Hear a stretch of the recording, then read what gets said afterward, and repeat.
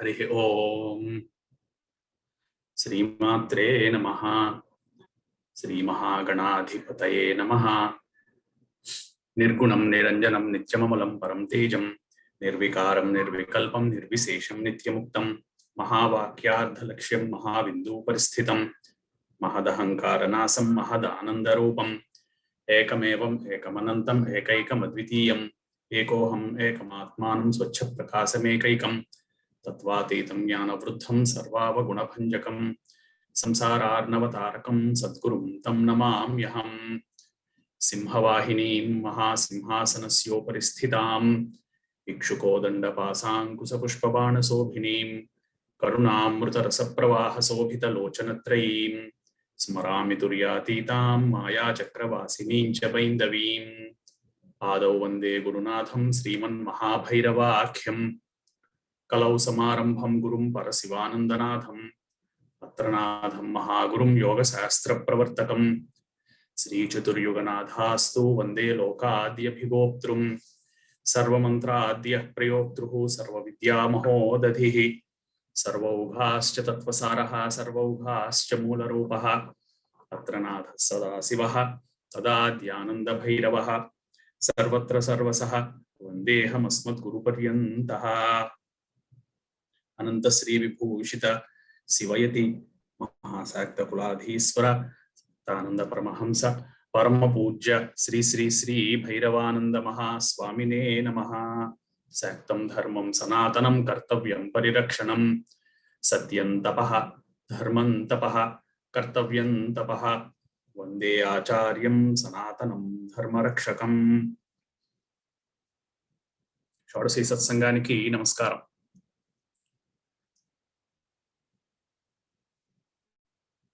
ఎంతో ఉత్కృష్టమైనటువంటి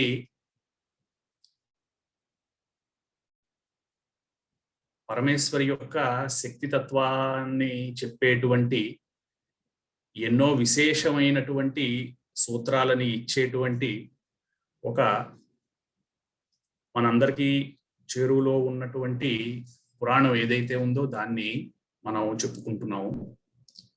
అందులో అంతర్గతంగా ఈ సురధ సమాధి సుమేధ అనబడేటువంటి ఈ ముగ్గురి యొక్క సంవాదం ఏదైతే ఉందో ఆ సంవాదం ప్రస్తుతం మనం సత్సంగంలో మాట్లాడుకుంటున్నాం. విశేషం ఏమిటి అంటే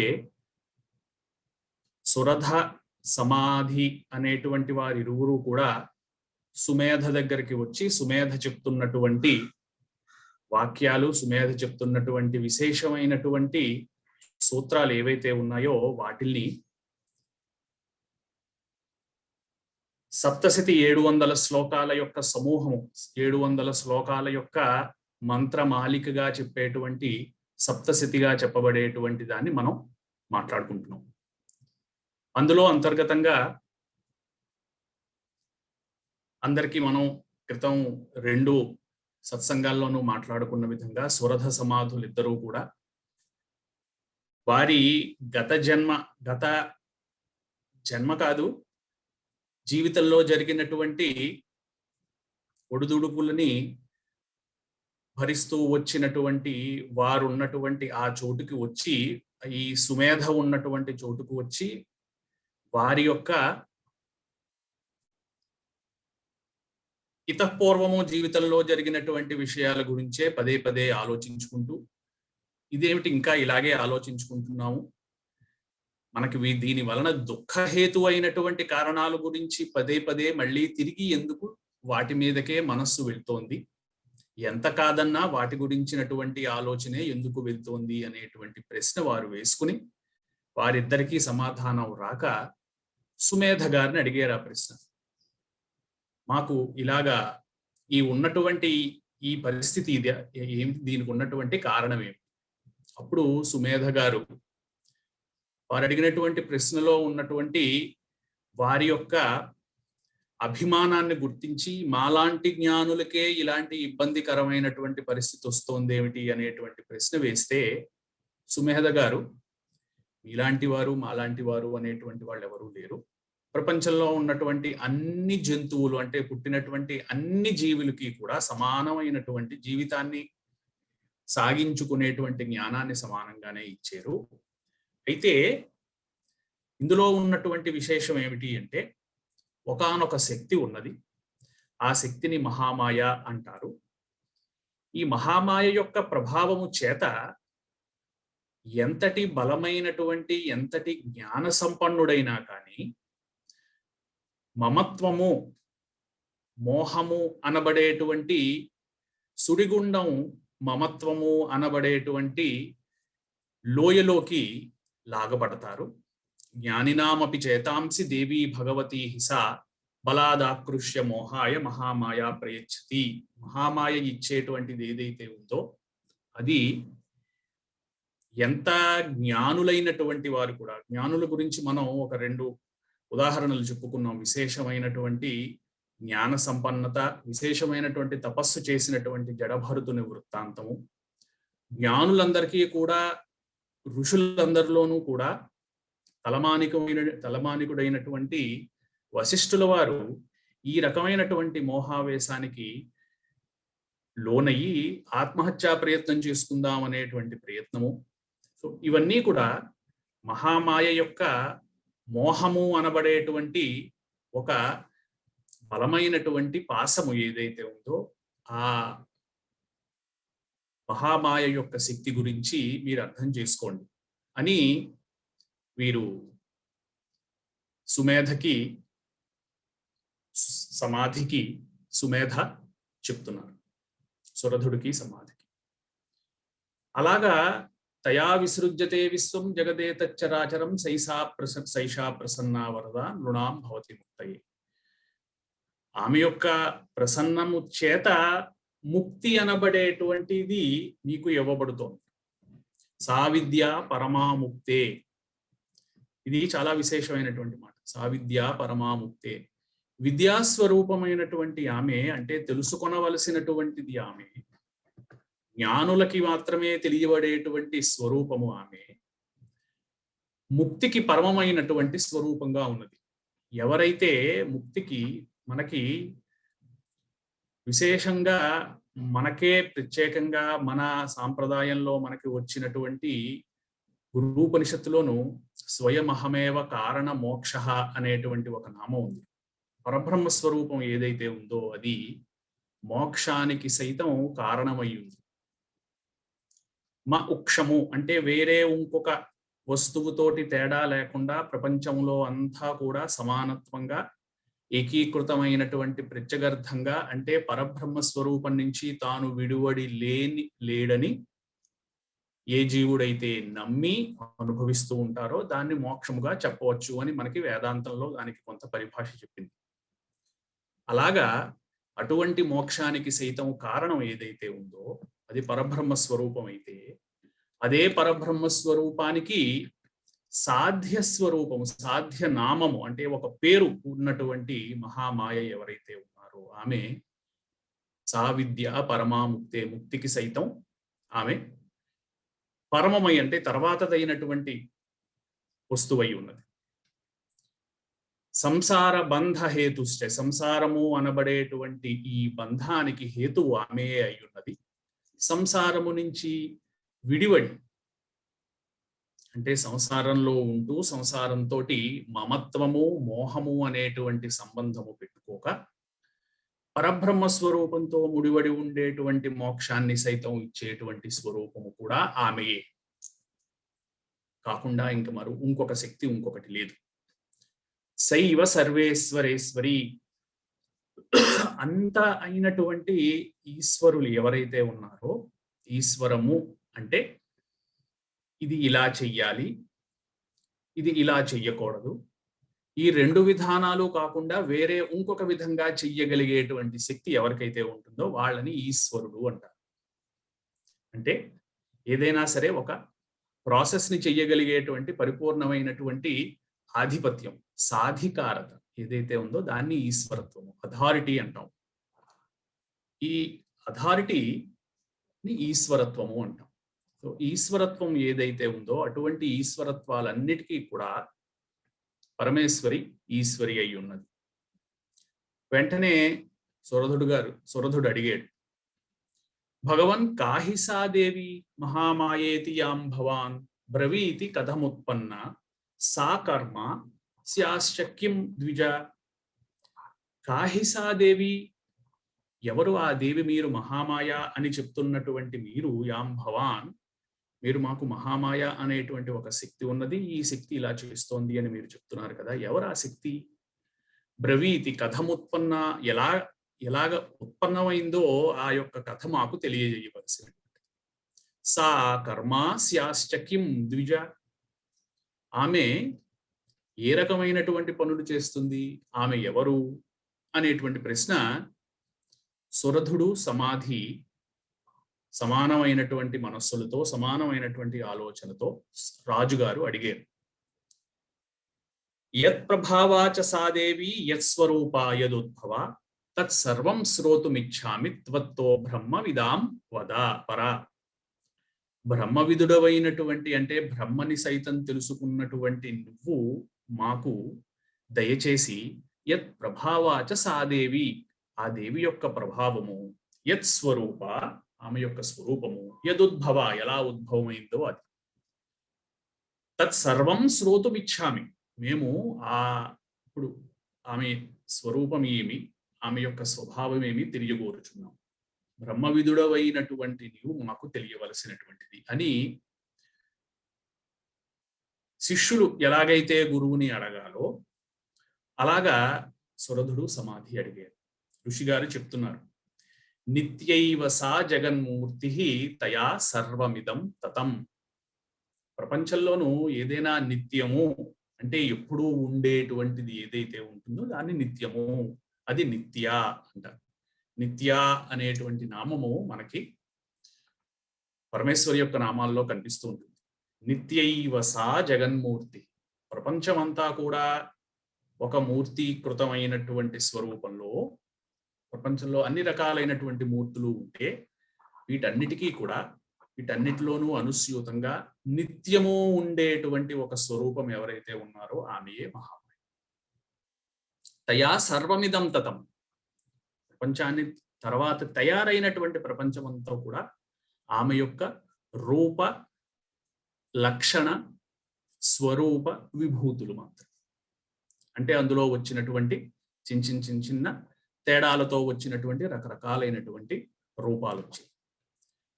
తథాపి తత్ సముత్పత్తి బహుధా శ్రూయతాం మమ, ఆమె ఉత్పన్నమైనటువంటిది అని చెప్పడానికి బహుధా శ్రూయతాం మమ, చాలా మంది చెప్పడానికి ప్రయత్నించారు, కానీ ఇలాగ ఉత్పన్నమైంది అనేటువంటి విషయం తెలియలేదు. ఎందుకు అంటే ఆమె నిత్య కనుక, ఎప్పుడూ ఉండేటువంటిది, కొత్తగా వచ్చినటువంటి దాన్ని ఉత్పన్నమవుతుంది కదా, ఎప్పుడూ ఉండేటువంటిది నిత్య అన్నారు. దేవానాం కార్యసిద్ధ్యర్థం ఆవిర్భవతి సాయదా, పరమేశ్వరి దేవతల యొక్క కార్యము సిద్ధించుట కొరకై ఎప్పుడూ కూడా ఆవిర్భవిస్తుంది. ఇది ఒక విశేషమైనటువంటి సూత్రం. ఇదే నామము దేవతల కార్యముల కొరకై అనేటువంటి, దేవతల కార్యము సిద్ధించుట కొరకై అనేటువంటి నామం మనకి లలితా సహస్రంలో కనిపిస్తుంది. దేవకార్య సముద్భవ అనేటువంటి నామం 4వ నామం అనుకుంటా. దేవకార్యము కోసమే ఆవిడ సముద్భవం అవుతుంది, అంటే ఒక స్వరూపాన్ని దాల్చి వస్తుంది. నిత్యము ఉండేటువంటి శక్తి ఆమెయే అయినా కానీ ఒక స్వరూపాన్ని దాల్చి వచ్చేటువంటి శక్తి ఎవరైతే ఉన్నారో ఆమె దేవతల కార్యము సిద్ధించుట కొరకే. అయితే దేవతల కార్యం సిద్ధించుట ఏమిటి? ప్రత్యేకత, ప్రపంచంలో ఉన్నటువంటి జీవులందరూ సమానమైనప్పుడు, ప్రపంచంలో ఉన్నటువంటి దేవ, దానవ, గంధర్వ, యక్ష, కిన్నర, కింపురుషాది మొదలైనటువంటి అన్ని రకాలైనటువంటి జీవులు ఎవరైతే ఉన్నారో, జీవాదులు ఎవరైతే ఉన్నారో, స్వరూపాలు ఎవరైతే ఉన్నారో, 14 లోకాలు తెలియనటువంటి ఎన్ని లోకాల్లోనూ బ్రహ్మాండాల్లోనూ ఉన్నటువంటి అన్ని జీవుల్లోనూ కూడా దేవతల యొక్క కార్యము సిద్ధించుట కొరకే రావడం ఏంటి? ఇది కొంచెం బయాస్డ్ గా ఉంది కదా. వాళ్ళకి ఏమైనా ప్రత్యేకమైనటువంటి రాయితీలు ఏమైనా ఉన్నాయా? దేవతలే ఎందుకు? ఏ పని చేసినా సరే దేవతలే ముందరికి వస్తారు అనేటువంటి మనందరికీ కూడా ఉంటుంది. దేవతలైనా గొప్ప రాక్షసులు కాదా, మనుష్యులు కాదా? నిరంతరము కూడా సత్యకాములయ్యి, నిరంతరము కూడా శివ కాములైనటువంటి వాళ్ళు, అంటే సర్వము శివమై ఉండవలను, అంటే నిరంతరము కూడా సత్యస్వరూపమై ఉండాలి అనేటువంటి కాంక్ష ఎవరికైతే ఉంటుందో వాళ్ళకి దివ్యత్వము ఉంటుంది. వాళ్ళని దివ్యులు అంటారు. ఎవరైతే దివ్యులవుతారో వారు దేవతలవుతారు. దివ్ అంటే కాంతి. కాంతికి ఒకటే లక్షణం. కాంతికి ఉన్నటువంటి లక్షణం వస్తువులని మార్చేటువంటి లక్షణం ఉండదు. అది స్వయం ప్రకాశమైనటువంటిది. తన యొక్క లక్షణం చేత చుట్టుపక్కల ప్రకాశాన్ని కల్పించేటువంటి లక్షణం కలిగి ఉంటుంది కాంతికి.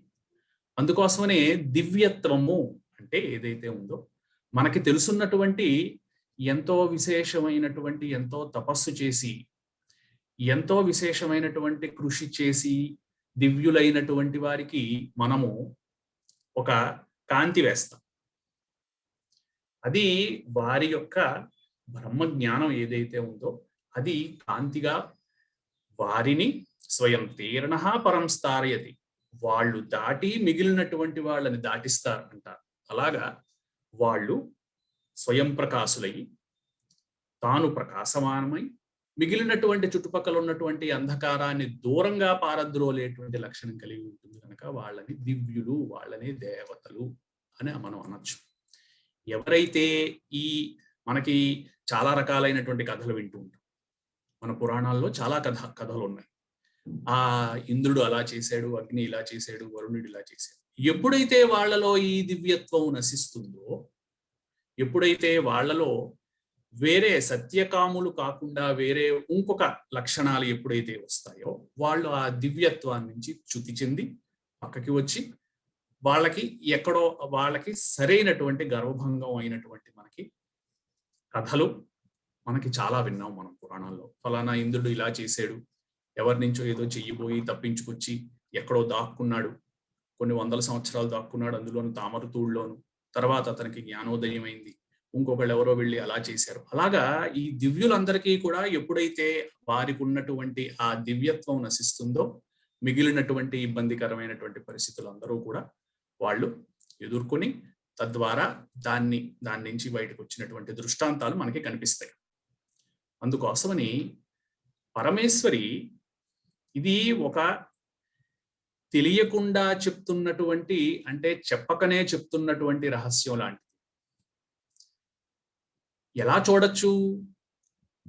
మన యొక్క సంకల్పము దివ్య సంకల్పం అయితే మనకు ఆవిడ కనిపిస్తుంది. మనం చేద్దాం అనుకున్నటువంటి దేనిని అయితే మనం చేద్దామని అనుకుంటున్నామో, ఏ కార్యమైతే మనకి సిద్ధింపవలసినటువంటిది అని మనం పరమేశ్వరుని కోరుతున్నామో అది దివ్యమైనటువంటి కార్యం అయినప్పుడు, అందులోను మమత్వము, మోహము ఈ రెండు లేశాలు కూడా కనిపించినప్పుడు అది దివ్యత్వము చెంది తద్వారా పరమేశ్వరి యొక్క ఆగమనానికి కారణమవుతుంది. ఒక చాలా విశేషమైనటువంటి సూత్రం ఇది. మనకి లలితా సహస్రంలో కూడా ఉద్యద్భాను సహస్రాభా చతుర్బాహు సమన్విత ఎలా వచ్చిందో, మనకి పరమేశ్వరి ఎలా ఆవిర్భవించిందో మనకి తెలుస్తుంది తర్వాత 3వ శ్లోకం నుంచి. కానీ తర్వాత 4వ నామంలో దేవకార్య సముద్భవ, దేవతలందరూ కలిపి అక్కడికి వచ్చి సమానమైనటువంటి మనస్కులయ్యి వాళ్ళ యొక్క స్వరూపాలనన్నీ కూడా వాళ్ళు త్యాగం చేసుకొని వాళ్ళందరికీ సమానమైనటువంటి లక్షణం కలిగి, మాకు ఈ రకమైనటువంటి ఇబ్బంది కలిగింది, దీని వలన ధర్మానికి నష్టం వస్తోంది కనుక మమ్మల్ని మీరు కాపాడవలసినటువంటిది అని ఎప్పుడైతే సమానంగా అడిగారో అప్పుడు మిగిలినటువంటి మనకి విష్ణుమూర్తి యొక్క 24 అవతారాలు, మిగిలినటువంటి అవతార విశేషాలు, శివుని చేత జరిగినటువంటి ఎన్నో సంహారాలు, మిగిలినటువంటి దేవతల ద్వారా జరిగినటువంటి ఎన్నో లోకోపకారమైనటువంటి పనులు అన్నీ కూడా ఎప్పుడైతే ఆ సంకల్పము సత్య సంకల్పం అవుతుందో అప్పుడు జరిగి. అందుకోసమని నిత్యైవ సా జగన్మూర్తి తయా సర్వమిదం తతం తదాపి సముత్పత్తి బహుధా శ్రూయతాం మమ దేవానాం కార్య సిద్ధ్యర్థం ఆవిర్భవతి సా యదా ఉత్పన్నేతి తదా లోకే సా నిత్యాప్యభిధీయతే.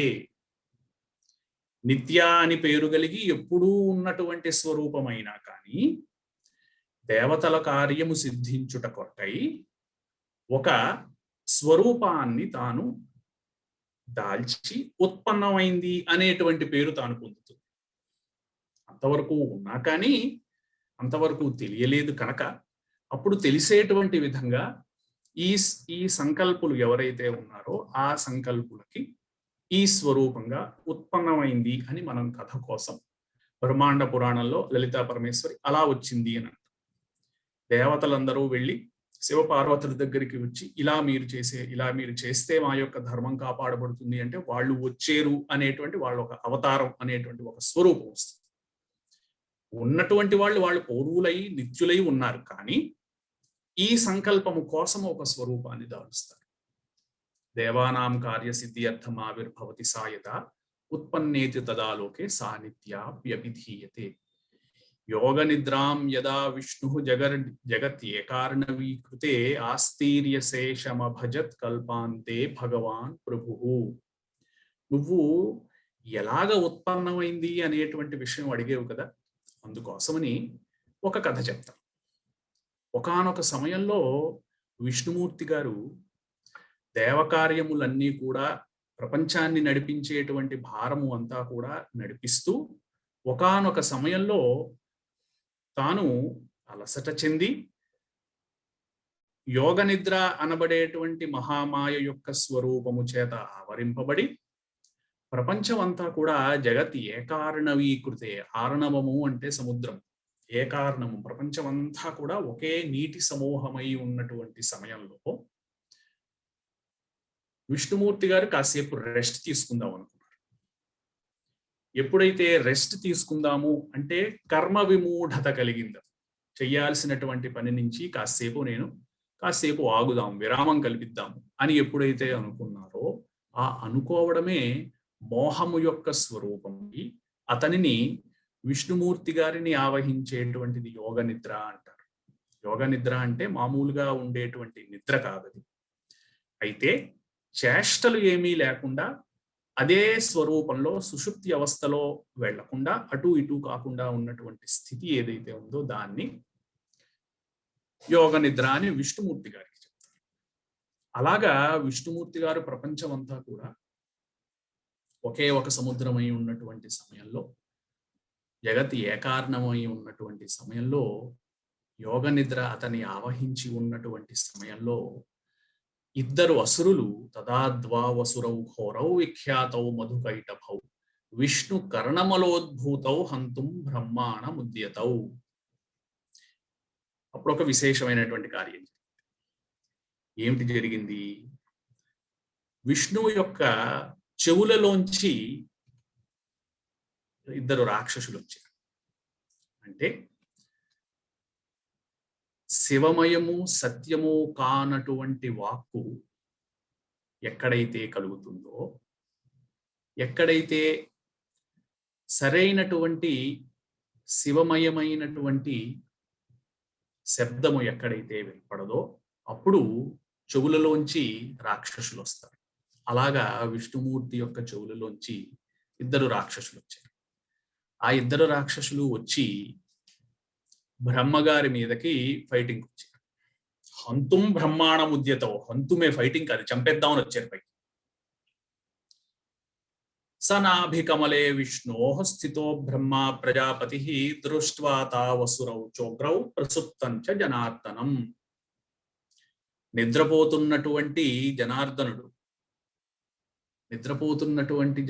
అంటే విష్ణుమూర్తి, నిద్రపోతున్నటువంటి విష్ణుమూర్తిని చూసి తన మీదకి వస్తున్నటువంటి, తనని చంపడానికి వస్తున్నటువంటి ఈ రాక్షసులకేసి చూస్తున్నారు బ్రహ్మగారు. బ్రహ్మగారు ఎక్కడున్నారు? విష్ణువు యొక్క నాభి కమలంలో ఉన్నారు. మనందరికీ తెలిసినటువంటి విషయమే, విష్ణువు గారి యొక్క నాభిలో ఒక కమలం ఉంటుంది, నాభి కమలంలో ఉంటారు. అయితే ఇక్కడ మనం తెలుసుకోవలసినటువంటి విషయం ఏమిటి అంటే, ఊహామాత్రంగా చర్చించుకునేటువంటి స్వరూపాన్ని మనకి కళ్ళకి కనపడేలాగా వేస్తారు కనుక విష్ణువు యొక్క నాభిలోంచి ఒక కమలము బయటకు వచ్చినట్టు, కమలంలో బ్రహ్మగారు ఉన్నట్టు మనకి కనిపిస్తుంది. కానీ అది అంతర్గతంగా ఉన్నటువంటి స్వరూపం.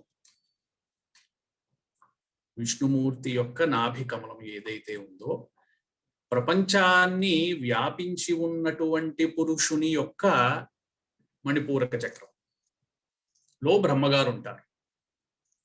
దానికి అది ఒక స్వరూపంగా మనకి కళ్ళకి ముందర కనిపించడం కోసం మనకి అలాగే కనిపిస్తుంది, ఆ పైకి వస్తుంది అనేటువంటి ఒక విశేషంగా మనం చెప్పుకుంటాం కనుక జ్ఞాపకం ఉంటుంది. ఊహించండి, కళ్ళలో మీరు ఎలా ఉంది అంటే మనకి ఊహకి అందదు. అందుకోసమని స నాభికమలే విష్ణు స్థితో బ్రహ్మ ప్రజాపతి దృష్ట్వా తావసురౌ చోగ్రౌ, ఉగ్రులైనటువంటి ఆ అసురులను చూసి బ్రహ్మగారు విష్ణుమూర్తి గారు పడుకున్నారు, వీళ్ళని మమ్మల్ని చంపడానికి వస్తున్నారు, ఇప్పుడు ఏమిటి చెయ్యాలి? తుష్టావయోగ నిద్రాం తాం ఏకాగ్ర హృదయ స్థిత విబోధనార్థాయ హరేహ హరినేత్ర కృతాలయాం. ఏం చెయ్యాలో తెలియలేదు బ్రహ్మగారికి. ఏం చెయ్యాలో తెలియకపోతే అప్పుడు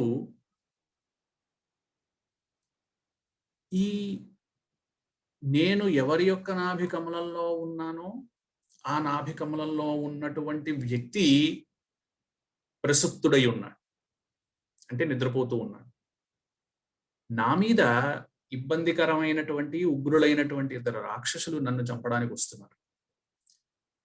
ఇది ఇలా జరుగుతోంది అంటే ఇలా జరగడానికి వెనకాల ఉన్నటువంటి కారణం ఏదో ఉంటుందన్నమాట అనేటువంటి ఊహ ఏదైతే ఉందో అది బ్రహ్మగారికి వచ్చి ఆ ఊహ బలపడి ఏ శక్తి అయితే దీనిని నడిపిస్తున్నదో, ఏ శక్తి అయితే విష్ణుమూర్తి గారిని ప్రసుప్తము అంటే విష్ణుమూర్తి గారిని యోగ నిద్రలో వెళ్ళేలా చేసిందో, ఏ శక్తి అయితే ఆ ఇద్దరు రాక్షసులని పుట్టించిందో, ఏ శక్తి అయితే ఆ ఇద్దరు రాక్షసులని తన మీదకి చంపడానికి వచ్చేలా చేసిందో ఆ శక్తికి బ్రహ్మగారు నమస్కారం చేశారు. ఒకసారి ఆ ఆ క్యాన్వాస్ ఊహించండి. ప్రపంచంలో ఇంకా ఎవరూ లేరు, ప్రపంచం అంతా జగత్ ఏకారణవీకృతే అన్నారు. ప్రపంచం అంతా కూడా సముద్రమయమై ఉంది, అంటే నీటిమయమై ఉంది. అందులో ఇంకా ఎక్కడా ఇంకా వేరే ఇంకా అలజడి లాంటివి ఇంకేమీ లేవు. అటువంటి పరిస్థితుల్లో ప్రసుప్తుడై యోగ నిద్రలో ఉన్నటువంటి విష్ణుమూర్తి గారి చెవులలోంచి ఇద్దరు రాక్షసులు వచ్చారు. మనకి మిగిలినటువంటి పురాణాల్లో ఇక్కడ ఇంకొక కథ కూడా చెప్తారు. ఈ కథ మనం డీటెయిల్డ్ గా మనం వచ్చేటువంటి సత్సంగాల్లో మాట్లాడుకుందాం. ఆ విష్ణుమూర్తి గారి యొక్క చెవులలోంచి వచ్చినటువంటి ఇద్దరు రాక్షసులకి ఎక్కడికి వెళ్ళాలో తెలియలేదు. ఉన్నటువంటి కనిపించేటువంటి వారు ఎక్కడైతే పుట్టారో ఆ వ్యక్తిని వదిలేసి బ్రహ్మగారి మీదకి వచ్చి, జాగ్రత్తగా గమనించాలి ఇందులో, వాళ్ళు విష్ణుమూర్తి మీదకే యుద్ధానికి వెళ్ళొచ్చుగా, వెళ్ళలేదు. విష్ణుమూర్తి గారి యొక్క చెవులలోంచి వచ్చారు, బయటకు వచ్చారు. ప్రపంచం అంతా కూడా నీటిమయమై ఉంది, ఆ విషయం తెలుసు. వాళ్ళు బ్రహ్మగారి మీద యుద్ధానికి వెళ్ళారు. బ్రహ్మగారి మీదకి యుద్ధానికి వెళ్తే అటువంటి ఏ రకమైనటువంటి ఆలంబన లేనటువంటి పరిస్థితుల్లో బ్రహ్మగారికి ఈ ఆలోచన వచ్చింది. ఏ శక్తి అయితే ఈ రాక్షసులను నా మీదకి పంపించేలా చేసిందో, ఏ శక్తి అయితే విష్ణుమూర్తిని సైతం యోగ నిద్రలో ఉండేలా చేసిందో ఆ శక్తికి నేను నమస్కారం చేస్తాను. ఎవరో తెలియదు, పేరు కూడా తెలియదు, స్వరూపం అసలే తెలియదు.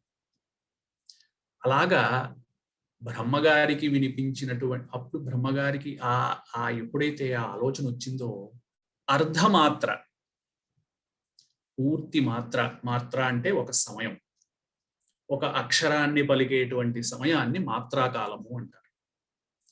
మాత్రాకాలంలో అర్ధమాత్ర ఏదైతే ఉందో ఆ అర్ధమాత్ర బ్రహ్మగారికి వినిపించినటువంటి అర్ధమాత్రాన్ని ఆయన తిరిగి చేయడం ప్రారంభం చేసాక అతనికి కలిగినటువంటి జ్ఞానంతో ఏ శక్తి అయితే ఇలాగా ఈ రకమైనటువంటి శక్తి కలిగి ఉందో ఆ శక్తికి బ్రహ్మగారు ధ్యానం ఉంది. విశ్వేశ్వరీం జగద్ధాత్రీం స్థితి సంహారకారిణీంతో ప్రారంభమైనటువంటి ఎంతో విశేషమైనటువంటి యోగమాయా స్తోత్రము అంటారు. బ్రహ్మగారి ద్వారా జరపబడినటువంటి యోగమాయా స్తోత్రం. చాలా విశేషమైనటువంటి స్తోత్రం, అందరూ చదువుకోవచ్చు. విశేషంగా సంధ్యా సమయాల్లో చేస్తే మరింత విశేషంగా అని చెప్తారు పెద్దవారు. అందుకోసమని ఈ యోగమాయా స్తోత్రం అనేటువంటిది అతను అప్పుడు పరమేశ్వరిని కోరి చేశాడు. ఎంతటి విపత్కరమైనటువంటి పరిస్థితుల్లో కూడా, ఏ రకమైనటువంటి ఆలంబన లేనటువంటి, ఎవరిని ప్రార్థించాలో కూడా తెలియనటువంటి పరిస్థితుల్లో బ్రహ్మగారు చేసినటువంటి స్తోత్రం. అందుకోసం దాన్ని మనం విస్తారంగా పూర్తిగా రానున్నటువంటి సత్సంగాల్లో దాని గురించి మనం మాట్లాడుకుందాం. అంతేకాకుండా వారు ఆ రాక్షసులు బ్రహ్మగారి దగ్గర ఉన్నటువంటి వేదాలని, వేదము యొక్క జ్ఞానము, వేదము యొక్క శక్తి ఏదైతే ఉందో ఆ శక్తిని అపహరించి బ్రహ్మగారి మీద యుద్ధానికి వచ్చారని ఇలాగా ఒక కథ మనకుంది. ఆ కథ గురించి కూడా అది బ్రహ్మవైవర్త పురాణము, మిగిలినటువంటి మత్స్య పురాణము, ఇటువంటి పురాణాల్లో ఈ కథని కొంచెం ఎలాబొరేట్ గా చెప్పారు. అందుకోసమని వాటన్నిటిని కూడా క్రోడీకరించుకుని మనం రానున్నటువంటి ప్లవనామ సంవత్సరంలో ఎంతో విశేషమైనటువంటి, మనం ఈ రోజు చతుర్దశిలో ఉన్నాము, మాస శివరాత్రి. రేపు అమావాస్య, పూర్తి అమావాస్య. రేపు ఎంతో విశేషమైనటువంటి అమావాస్య. సూర్యోదయానికి కాకుండా సూర్యాత్తు తర్వాత ఉన్నటువంటి వ్యాపిని ఏదైతే ఉందో వ్యాపిని అమావాస్య చాలా విశేషమైనటువంటిది. ఆదివారం 8:10 నుంచి 8:10 మధ్యలో ప్రారంభమయ్యి తర్వాత సోమవారం పొద్దున్న వరకు కూడా ఉన్నటువంటి విశేషమైనటువంటి వ్యాపినితో కూడినటువంటి అమావాస్య. సోమవార వ్రతాల కోసము విశేషంగా చేసేటువంటి వాళ్ళకి సోమవార వ్రతం అంటే సోమవారం నాడు అమావాస్య పడితే ఒక వ్రతం ఉంది, సోమ వ్రతము అంటారు. దాన్నే సోమవతి అంటారు, సోమవతి అమావాస్య. అలాంటి సోమవతి అమావాస్య, ప్లవనామ సంవత్సరము, ఇవన్నీ కూడా ఎంతో విశేషంతో కూడినటువంటి అశ్విని నక్షత్రం మనకి మంగళవారం నాడు, జయవారం నాడు పడింది. కాబట్టి అశ్విని నక్షత్రాన్ని మనం తిరిగి ఏదైతే ఉందో ఒక సంవత్సర కాలము గడిచి కొత్త సంవత్సరం ప్లవనామ సంవత్సరంలోకి అడుగు పెడుతున్నాం. మనం ఎంతో విశేషమైనటువంటి, మనం అందరం కూడా భక్తి శ్రద్ధలతోటి ప్రపంచానికి ముందర మనం అనుకున్న విధంగా మన గృహము, మన గ్రామము, మన రాష్ట్రము, మన దేశము, ప్రపంచము, వీటన్నిటికీ కూడా శాంతి కలగాలని శాంతి కాముకులమై ఇందాక మనం చెప్పుకున్నటువంటి సత్య సంకల్పం అంటే ప్రపంచం అంతా కూడా శాంతిగా ఉండాలి అనేటువంటిది అద్భుతమైనటువంటి సత్య సంకల్పం. అటువంటి సంకల్పాన్ని చేసేటువంటి విశేషమైనటువంటి అశ్విని నక్షత్రముతో కూడినటువంటి భౌమవారము, దాన్ని భౌమాశ్విని అంటారు. రానున్నటువంటి జైవారం ఏదైతే ఉందో భౌమాశ్విని యోగం, ఇవన్నీ కూడా విశేషమైనటువంటి యోగాలు. ఇటువంటి పర్వదినాల్లో ఏవి చేసినా సరే వాటికి ఎక్కువ రెట్లు ఏదైతే ఉంటుందో చేసినటువంటి దానికి ఫలితం ఉంది అని శాంతి పౌష్టికాలు చెప్తూ ఉంటాయి. అందుకోసమని ఏది చేద్దాం అనుకున్నా రానున్నటువంటి రోజులు ఎంతో విశేషమైనటువంటివి. మనకి ఉగాది కార్యక్రమము ఆశ్రమం తరపు నుంచి రానున్నటువంటి భౌమవారము, బుధవారం, జైవారము, బుధవారంలో వీలు చూసుకుని మనం ఒకసారి మళ్ళీ తిరిగి పంచాంగ శ్రవణము, పరమేశ్వరి యొక్క స్వరూపాలలో గ్రహ నక్షత్ర రాశి యోగిని పీఠ మాతృకాయ నమః అనేటువంటి నామం, మహాషోఢాన్యాసాలు, మహాషోఢాంబ ఎవరైతే ఉన్నారో 6 రకాలుగా విభాజనమై ఉన్నటువంటి పరమేశ్వరిని, గ్రహ నక్షత్ర రాశి రూపిణి అయినటువంటి ఆమెని పంచాంగం ద్వారా మనం తెలుసుకుంటాం కనుక పంచాంగ శ్రవణం ఏదైతే ఉందో అది పరమేశ్వరికి సంబంధించినటువంటి ఎంతో ఆనందకరమైనటువంటి ఒక ఉపచారం. దాన్ని మనం రానున్న రోజుల్లో చేద్దాం. సమయాన్ని చూసి సమయాన్ని నిర్ణయించుకుని అందరికీ కూడా తెలియపరచడం అవుతుంది. ఒకసారి తిరిగి మళ్ళీ మనం కలుసుకుని రానున్నటువంటి సత్సంగంలోనూ మనం విశ్వేశ్వరీం జగద్ధాత్రీంతో అయ్యేటువంటి బ్రహ్మగారు చేసినటువంటి ఈ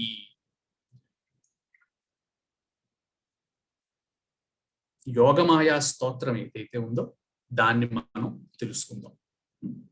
అంతవరకు స్వస్తి ప్రజాభ్యః పరిపాలయంతాం న్యాయేన మార్గేణ మహిం మహిషా గో బ్రాహ్మణేభ్యః శుభమస్తు నిత్యం. लोकाः समस्ताः सुखिनो भवन्तु सहनाववतु सहनौ भुनक्तु सह वीर्यङ्करवावहै तेजस्विनावधीतमस्तु मा विद्विषावहै ఓం శాంతి శాంతి శాంతి. తిరిగి మళ్ళీ మనం ప్లవనామ సంవత్సరంలో కలుసుకుందాం. చక్కగా కలుద్దాం. శ్రీమాత్రే నమః.